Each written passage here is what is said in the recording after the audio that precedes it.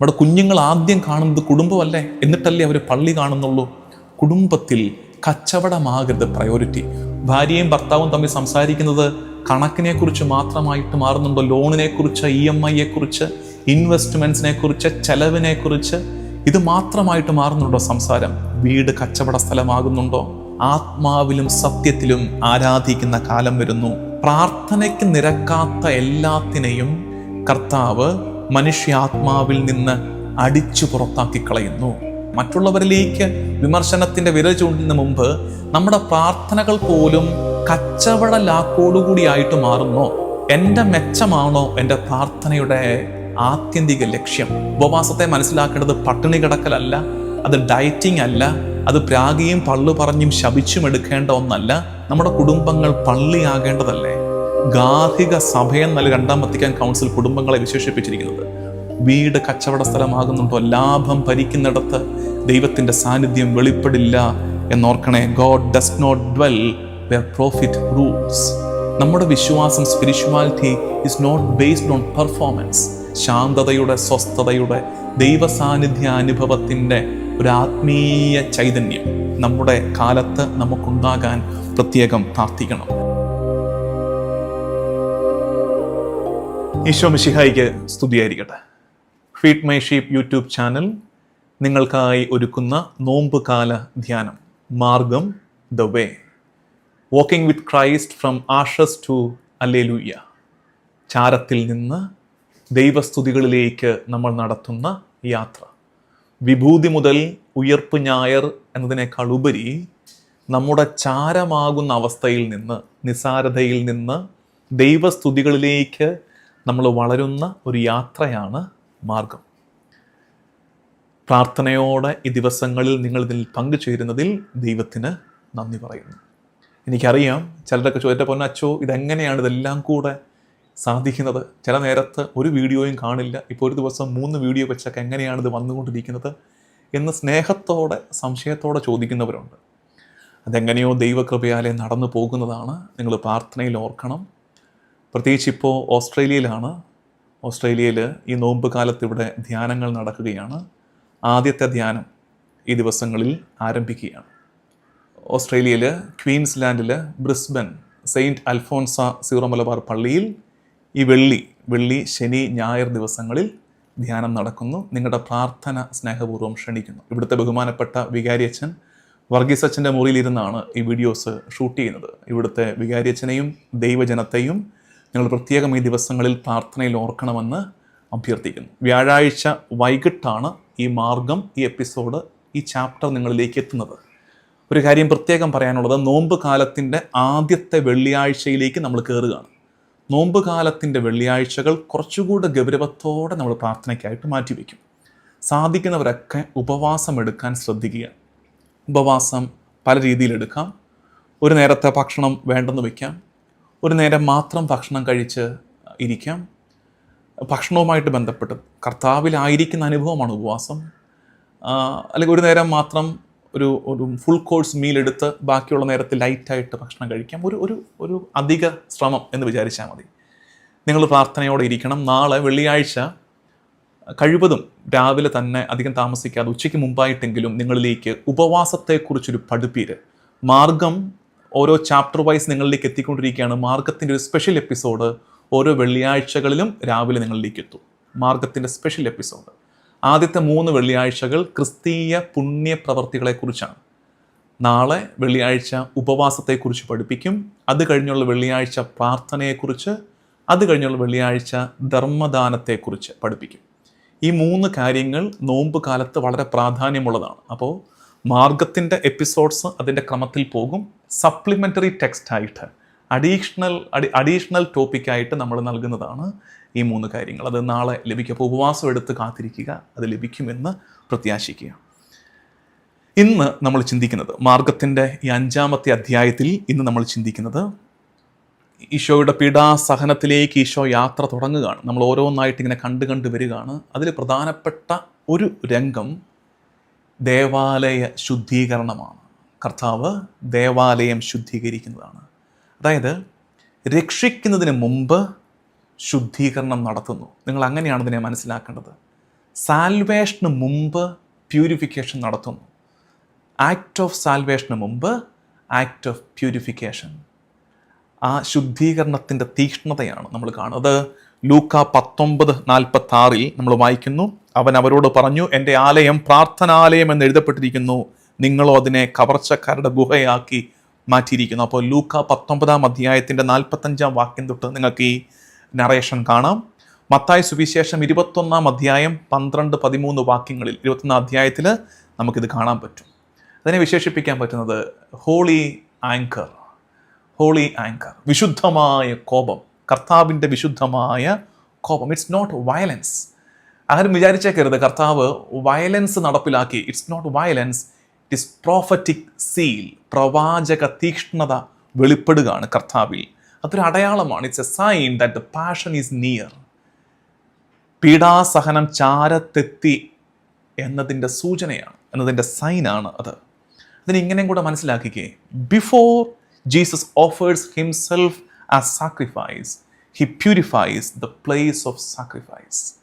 അവൻ തന്നെ ബലിയായി സമർപ്പിക്കുന്നതിന് മുമ്പ് ബലിയർപ്പണത്തിൻ്റെ ഇടത്തെ തന്നെ അവൻ വിശുദ്ധീകരിക്കുകയാണ്. ദേവാലയത്തിൻ്റെ ശുദ്ധീകരണം. നിങ്ങൾ ഈ ദിവസങ്ങളിൽ മാർഗത്തിൻ്റെ എപ്പിസോഡിൽ ഇങ്ങനെ ധ്യാനിച്ച് കടന്നു പോകുമ്പോൾ നിങ്ങൾ ഓർക്കേണ്ടത് കേവല ധ്യാനം മാത്രമായി ചുരുങ്ങിപ്പോവുകയല്ല, ഇതൊരു ബൈബിൾ സ്റ്റഡി കൂടി ആകുന്നുണ്ട്. അതുകൊണ്ട് ഗൗരവത്തോടെ എടുക്കുന്നവർക്ക്, എനിക്കറിയാം, നോട്ട്ബുക്ക് എടുത്ത് കുറിച്ച് ബൈബിൾ എടുത്ത് അടയാളപ്പെടുത്തുന്നവർക്ക് ഈ 50 എപ്പിസോഡ് കഴിയുമ്പോൾ ലഭിക്കാൻ പോകുന്നൊരു വിശുദ്ധ ഗ്രന്ഥത്തിൻ്റെ ജ്ഞാനമുണ്ട്. അതിനുവേണ്ടി ഒരുങ്ങണം. അപ്പോൾ ഇന്നത്തെ എപ്പിസോഡൊക്കെ കുറേ കൂടെ ആ രീതിയിലാണ് നമ്മൾ പഠിക്കുകയാണ്. ബൈബിളിൻ്റെ ഒരു തീമാണ് ഈ ദേവാലയം. ദേവാലയത്തിൻ്റെ ദൈവശാസ്ത്രം ബൈബിളിൽ ആകമാനം കാണാൻ പറ്റുന്ന ഒന്നാണ്. ഓൾഡ് ടെസ്റ്റമെൻറ്റ് ബാക്ക്ഗ്രൗണ്ട് ഈ ഭാഗത്തിൻ്റെ പഴയ നിയമ പശ്ചാത്തലം അല്ലെങ്കിൽ ടിപ്പോളജി ടൈപ്സ് നമുക്ക് ഓൾഡ് ടെസ്റ്റമെന്റിൽ കാണാൻ പറ്റുന്നത് ഒന്ന് സങ്കീർത്തനമാണ്. സങ്കീർത്തനം 69.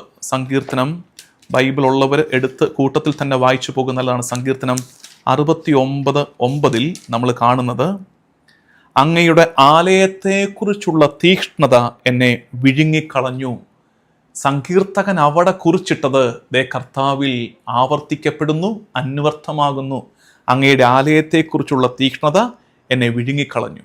യോഹന്നാൻ 2:17 ഇത് തന്നെ നടക്കുകയാണ്. കർത്താവിൻ്റെ പിതാവിൻ്റെ ആലയത്തെക്കുറിച്ച് തീക്ഷ്ണതയാൽ ജ്വലിക്കുന്ന കർത്താവിനെ നമുക്ക് യോഹന്നാൻ സുവിശേഷം 2 കാണാൻ പറ്റും. ഈ സാൽവേഷൻ ഹിസ്റ്ററിയിൽ, രക്ഷാകര ചരിത്രത്തിൽ ഈ ദേവാലയത്തിന് വലിയ പ്രാധാന്യമുണ്ട്. നമ്മൾ കഴിഞ്ഞ നാളുകളിൽ, പ്രത്യേകിച്ച് പള്ളിക്കൂദാശ കാലത്ത്, നിങ്ങൾ ഓർക്കുന്നുണ്ടായിരിക്കും, പള്ളിക്കൂദാശ കാലത്ത് നമ്മുടെ ഞായറാഴ്ച പ്രസംഗങ്ങളിലൊക്കെ ഈ ടെമ്പിൾ തിയോളജി ആവർത്തിച്ചു വന്നായിരുന്നു. അന്ന് ഞാൻ കാര്യമായിട്ട് നിങ്ങളെ പഠിപ്പിച്ചൊരു കാര്യമുണ്ട്. സമാഗമ കൂടാരം, വാഗ്ദാന പേടകം, സോളമൻ്റെ ദേവാലയം, സുവിശേഷത്തിൽ അത് ഈശോ, ലേഖനത്തിൽ അത് ദൈവജനം.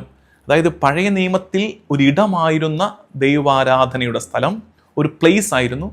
പ്ലേസ്, പഴയ നിയമത്തിലെ പ്ലേസ് വളർന്ന് സുവിശേഷം എത്തിയപ്പോൾ വ്യക്തിയാകുന്നു. ആരാണ് ആ വ്യക്തി? ഈശോ ദേവാലയമാകുന്നു.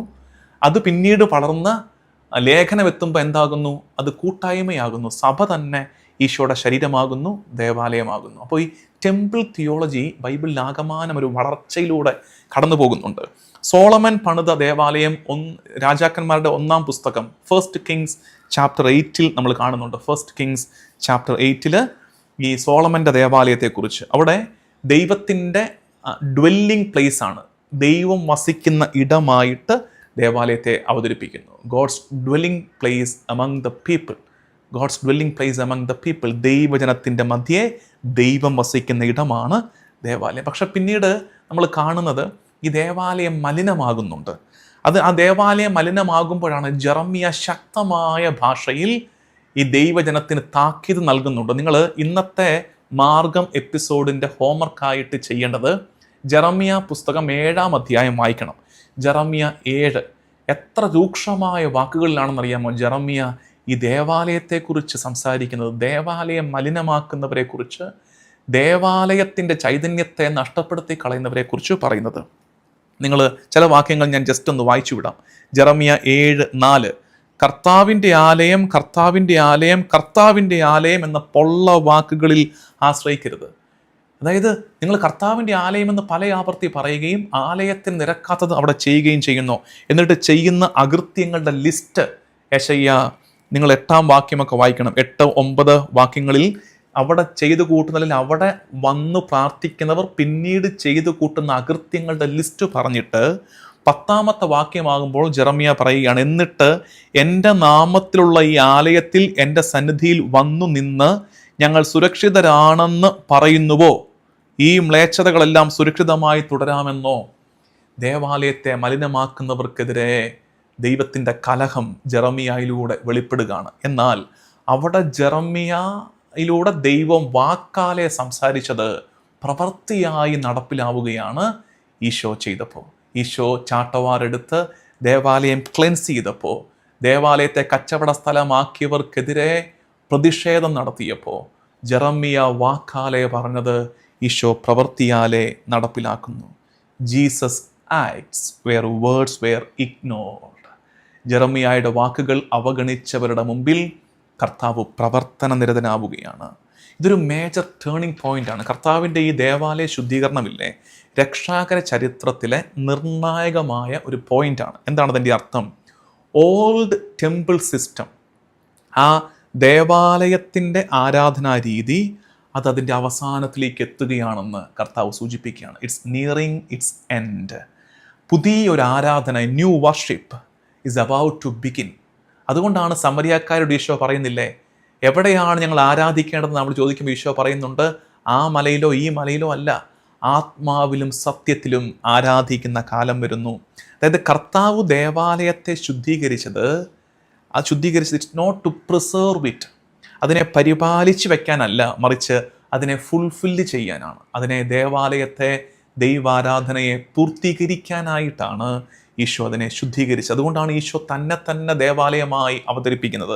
യോഹന്നാൻ 2:19 കർത്താവ് തന്നെ ദേവാലയമായി അവിടെ അവതരിപ്പിച്ച അവൻ്റെ ശരീരമാണ് ദേവാലയം. അതായത് his sacrifice replace all other sacrifices. എല്ലാ ബലികളെയും അവൻ്റെ ബലി പൂർത്തിയാക്കുകയാണ്. എല്ലാ ബലികൾക്കും മുകളിൽ അവൻ്റെ ശരീരം തന്നെ യഥാർത്ഥ ദേവാലയവും ബലി വസ്തുവും ബലി അർപ്പകനുമായി മാറ്റുന്നു. സഭാപിതാക്കന്മാർ ഇതിനെക്കുറിച്ച് പറഞ്ഞിരിക്കുന്നത്, ഒരിജൻ പറയുന്ന കാര്യം, Christ drives out all that is foreign to prayer from the soul. Christ drives out all that is foreign to the soul, all that is foreign to prayer from the soul. പ്രാർത്ഥനയ്ക്ക് നിരക്കാത്ത എല്ലാത്തിനെയും കർത്താവ് മനുഷ്യാത്മാവിൽ നിന്ന് അടിച്ചു പുറത്താക്കി കളയുന്നു. Christ drives out all that is foreign to prayer from the soul.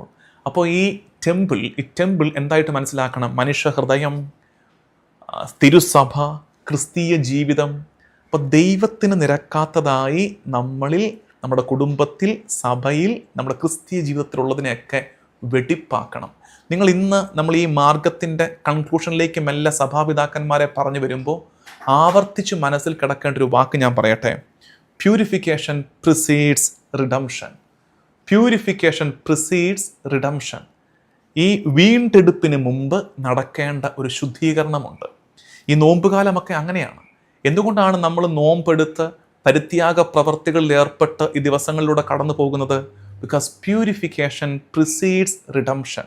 രക്ഷ അനുഭവിക്കുന്നതിന് മുമ്പ് നമ്മൾ കടന്നു പോകേണ്ട ഒരു ശുദ്ധീകരണമുണ്ട്. അത് ഈശോ അവതരിപ്പിച്ചതാണ്. ദേവാലയത്തെ ശുദ്ധീകരിച്ചിട്ടാണ് അവൻ ബലിയർപ്പണം നടത്തുന്നത്. Purification precedes redemption. ജെറോം, സഭാപിതാവായ ജെറോം ഇതിനെക്കുറിച്ച് പറയുന്നത്, God does not dwell where profit rules. God does not dwell where profit rules. കച്ചവട സ്ഥലമാക്കരുത്. കച്ചവടത്തിൻ്റെ ആത്യന്തിക വാക്കെന്താണ്? ലാഭം. ലാഭം ഭരിക്കുന്നിടത്ത് ദൈവം വാഴില്ല. ലാഭം പ്രയോറിറ്റി ആകുന്നിടത്ത് ദൈവ സാന്നിധ്യം വെളിപ്പെടില്ല. നമ്മുടെ പ്രാർത്ഥനാ ഇടങ്ങൾ ലാഭമാണോ അതിൻ്റെ പ്രയോറിറ്റി എന്ന് നോക്കണം. അപ്പോൾ നമ്മൾ വേണമെങ്കിൽ ചിന്തിക്കാം, ഇതെല്ലാം ബിസിനസ് അല്ലേ, അങ്ങോട്ട് ശരിയാ, അങ്ങനെയൊക്കെയുള്ള നടക്കുന്നതൊക്കെ ഉണ്ട്. പക്ഷേ അതിനേക്കാൾ ഉപരി നമുക്ക് നമ്മളോട് തന്നെ ചോദിക്കാം, മറ്റുള്ളവരിലേക്ക് വിമർശനത്തിൻ്റെ വിരൽ ചൂണ്ടുന്നതിന് മുമ്പ് നമ്മുടെ പ്രാർത്ഥനകൾ പോലും കച്ചവട ലാക്കോടുകൂടിയായിട്ട് മാറുന്നോ? എൻ്റെ മെച്ചമാണോ എൻ്റെ പ്രാർത്ഥനയുടെ ആത്യന്തിക ലക്ഷ്യം? അപ്പോൾ അവിടെ വീണ്ടും പ്രോഫിറ്റ് ഈസ് റിപ്പീറ്റഡ്. പ്രോഫിറ്റ് ഓറിയൻറ്റേഷനായി സ്പിരിച്വാലിറ്റി മാറുന്ന ഇടങ്ങളിൽ ദൈവസാന്നിധ്യം വെളിപ്പെടില്ല. ഈ വാക്യം ഗൗരവത്തോടെ എടുക്കണേ. God does not dwell where profit rules. ലാഭം ഭരിക്കുന്നിടത്ത് ദൈവം അവൻ്റെ സാന്നിധ്യം വെളിപ്പെടുത്തില്ല എന്ന് തിരിച്ചറിയണം. തിരുസഭയുടെ പഠിപ്പീരുകളിൽ, പ്രത്യേകിച്ച് കാറ്റഗിസം ഓഫ് ദ കാത്തലിക് ചർച്ചിൽ ഈ ഭാഗത്തെ ഈശോയുടെ ദേവാലയ ശുദ്ധീകരണത്തെ മനസ്സിലാക്കി തരുന്നത്, ഒന്ന് CCC 583 തൊട്ട് 586 വരെയുള്ളിടത്ത് പറയുന്നുണ്ട്, Jesus authority and respect of the temple over the temple is revealed. കർത്താവിൻ്റെ അധികാരത്തെയും ദേവാലയത്തിലുള്ള കർത്താവിൻ്റെ ആദരവിനെയും ഈ ഭാഗത്ത് നമുക്ക് വെളിപ്പെട്ട് കിട്ടുന്നു എന്ന്. മറ്റൊന്ന് CCC 584 പറയുന്ന കാര്യം, Jesus is presented as the fulfilment of temple. ദേവാലയ സങ്കല്പങ്ങളുടെ പൂർത്തീകരണമായി ആര് മാറുന്നു? ഈശോ മാറുന്നു. വീണ്ടും CCC 2099 to 2100 2099 to 2100 അവിടെ നമ്മൾ കാണുന്നത് ട്രൂ വർഷിപ്പ്, യഥാർത്ഥ ആരാധന നടപ്പിലാകേണ്ടത് വിശ്വാസത്തിലും സ്നേഹത്തിലുമാണെന്നുള്ള സൂചന ഇവിടെയുണ്ട്. വിശ്വാസമില്ലാത്ത ഇടങ്ങളിൽ, സ്നേഹമില്ലാത്ത ഇടങ്ങളിൽ ആരാധന അർത്ഥരഹിതമായിട്ട് മാറുന്നുവെന്ന് ഈശോയുടെ ഈ ക്ലെൻസിങ്, ഈ ശുദ്ധീകരണ നടപടി നമുക്ക് വെളിപ്പെടുത്തി തരുന്നുണ്ട്. ഇത്രയും ചിന്തകളോടുകൂടി ഇത്രയും ഓർക്കുക, ദേവാലയത്തിൻ്റെ തിരുവചനത്തിലൂടെയുള്ളൊരു വളർച്ച, കർത്താവിൻ്റെ ദേവാലയ ശുദ്ധീകരണം എന്താണ് നമുക്ക് വെളിപ്പെടുത്തി തരുന്നത്. അതിൽ തന്നെ പ്രത്യേകിച്ച് റിഡംഷന് മുമ്പ്, രക്ഷയ്ക്ക് വീണ്ടെടുപ്പിന് മുമ്പ് ഒരു ശുദ്ധീകരണം നടപ്പിലാകേണ്ടതുണ്ട്. നമ്മുടെ വ്യക്തിജീവിതത്തിൽ അങ്ങനെയാണ് കേട്ടോ. അതുകൊണ്ടാണ് ഈശോ ചിലരെ സുഖപ്പെടുത്തിയപ്പോൾ പറഞ്ഞത് എന്താ? തളർവാദ രോഗിയെ, അന്ധനെ ഒക്കെ ഈശോയുടെ മുമ്പിലേക്ക് കൊണ്ടുവന്നപ്പോൾ ഈശോ ചിലയിടങ്ങളിൽ പറഞ്ഞൊരു കാര്യമുണ്ട്, നിന്റെ പാപങ്ങൾ ക്ഷമിക്കപ്പെട്ടിരിക്കുന്നു. എന്നിട്ട് പറയുകയാണ്, കിടക്കയെടുത്ത് വീട്ടിലോട്ട് പോവുക. എന്താ ഇവിടെ നടന്നേ? ഈ കാര്യം ആവർത്തിക്കുകയാണ്. Purification precedes redemption. നിന്റെ വീണ്ടെടുപ്പിന്, നിന്റെ രക്ഷയ്ക്ക് മുമ്പ് ഒരു ശുദ്ധീകരണം നടപ്പിലാകേണ്ടതുണ്ട്. ശുദ്ധീകരണം നടക്കുമ്പോഴാണ് രക്ഷ സ്വീകരിക്കാൻ നമ്മളെ തന്നെ ഒരുക്കുന്നത്. വെടിപ്പല്ലാത്തൊരു പാത്രത്തിലേക്ക് വിളമ്പുന്നത് എന്തു തന്നെയാണെങ്കിലും വിളമ്പിയത് വെറുതെയായി പോകില്ലേ? വെടിപ്പല്ലാത്തൊരു പാത്രത്തിലേക്ക് വിളമ്പിയത് എത്ര ശ്രേഷ്ഠമാണെങ്കിലും അത് ഉപയോഗപ്രദമല്ലാതെ പോകില്ലേ? കാരണം പാത്രം വെടിപ്പല്ല. ഈ പാത്രം വെടിപ്പാക്കുന്ന പ്രക്രിയയാണ് ഈ ശുദ്ധീകരണം. അത്തരമൊരു ശുദ്ധീകരണത്തിൻ്റെ കാലത്തിലൂടെയാണ് നമ്മൾ ഈ ദിവസങ്ങളിൽ കടന്നു പോകേണ്ടത്. വെള്ളിയാഴ്ച ഉപവാസത്തിൻ്റെ ദിവസമാക്കി എടുക്കണമെന്ന് പറയുമ്പോൾ ഉപവാസത്തെ മനസ്സിലാക്കേണ്ടത് പട്ടിണി കിടക്കലല്ല, അത് ഡയറ്റിംഗ് അല്ല, അത് പ്രാഗിയും പള്ളു പറഞ്ഞും ശപിച്ചും എടുക്കേണ്ട ഒന്നല്ല, മറിച്ച് it's A kind of purification. നമ്മളെ തന്നെ നമ്മളൊന്ന് ക്ലെൻസ് ചെയ്യാൻ ശ്രമിക്കുകയാണ്. ക്ലെൻസ് ചെയ്യുന്ന എന്തിനാണ്? രക്ഷ കുറേ കൂടെ നമ്മളിൽ വെളിപ്പെടാൻ, രക്ഷയുടെ അനുഭവം നമ്മളിൽ ഉണ്ടാകാൻ. അപ്പോൾ നമ്മുടെ കുടുംബങ്ങളെയൊക്കെ ഈ ഇന്നത്തെ മാർഗം എപ്പിസോഡിന് ചേർന്ന് നമ്മുടെ കുടുംബങ്ങളെ പ്രത്യേകം പ്രാർത്ഥനാ വിഷയമാക്കണം. കാരണം നമ്മുടെ കുടുംബങ്ങൾ പള്ളിയാകേണ്ടതല്ലേ? ഗാർഹിക സഭയെന്നല്ല 2-ാം വത്തിക്കാൻ കൗൺസിൽ കുടുംബങ്ങളെ വിശേഷിപ്പിച്ചിരിക്കുന്നത്. ഡൊമസ്റ്റിക് ചർച്ചസ്, കുടുംബങ്ങൾ ദൈവ സാന്നിധ്യത്തിൻ്റെ ഇടമാകണം. Our home should be a secret space. Secret space. നമ്മുടെ കുടുംബങ്ങൾ വിശുദ്ധ ഇടങ്ങളായി മാറണം. ഇന്ന് നമുക്ക് എന്താ പറ്റിയെന്ന് വെച്ചാൽ, നമ്മുടെ ഒരു സ്പിരിച്വൽ കൾച്ചറിൽ പറ്റിയ അപകടം, സീക്രട്ട് സ്പേസ് ആയിട്ട് പള്ളിയെയോ മറ്റ് ആരാധനയുടെ പ്രാർത്ഥന ഇടങ്ങളെയോ നമ്മളങ്ങ് സങ്കല്പിച്ചു വെച്ചു. കുടുംബത്തിലേക്ക് ആ സീക്രട്ട് സ്പേസ് എക്സ്റ്റെൻഡ് ചെയ്തില്ല. കുടുംബങ്ങൾ കേവല കച്ചവടത്തിൻ്റെ ഇടങ്ങൾ മാത്രമായിട്ട് മാറിപ്പോകുന്നുണ്ടോ എന്നുള്ളത് പരിശോധിക്കണം. കാരണം വീട് ഗാർഹിക സഭയാണെങ്കിൽ വീട്ടിൽ ഈ ദൈവ സാന്നിധ്യം വെളിപ്പെടണ്ടേ? നമ്മുടെ കുഞ്ഞുങ്ങൾ ആദ്യം കാണുന്നത് കുടുംബമല്ലേ? എന്നിട്ടല്ലേ അവർ പള്ളി കാണുന്നുള്ളൂ. കുടുംബത്തിൽ കച്ചവടമാകരുത് പ്രയോറിറ്റി. പലപ്പോഴും നമുക്കിടയിലൊക്കെ സംസാരിക്കുന്ന വിഷയം കേവലം ഫിനാൻസ് മാത്രമായി ചുരുങ്ങിപ്പോകുന്നുണ്ടോ? ഭാര്യയും ഭർത്താവും തമ്മിൽ സംസാരിക്കുന്നത് കണക്കിനെക്കുറിച്ച് മാത്രമായിട്ട് മാറുന്നുണ്ടോ? ലോണിനെക്കുറിച്ച്, EMI-യെക്കുറിച്ച്, ഇൻവെസ്റ്റ്മെൻറ്റ്സിനെക്കുറിച്ച്, ചെലവിനെക്കുറിച്ച് ഇത് മാത്രമായിട്ട് മാറുന്നുണ്ടോ സംസാരം? വീട് കച്ചവട സ്ഥലമാകുന്നുണ്ടോ?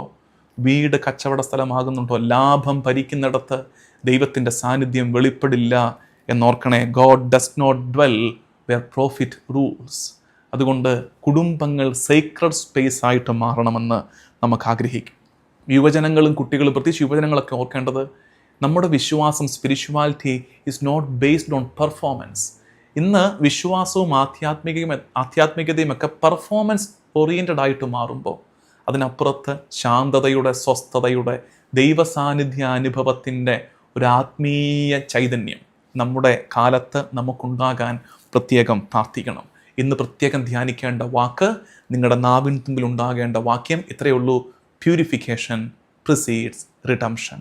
രക്ഷയുടെ അനുഭവം എന്നിൽ വെളിപ്പെടാൻ അതിനു മുമ്പേ ഞാൻ കടന്നു പോകേണ്ട ഒരു ശുദ്ധീകരണ പ്രക്രിയയുണ്ട്. കർത്താവേ, നീ ആ ചാട്ട വീണ്ടും എടുക്കണമേ. കർത്താവേ, നീ ആ ചാട്ടവാറ് വീണ്ടും എടുക്കണമേ.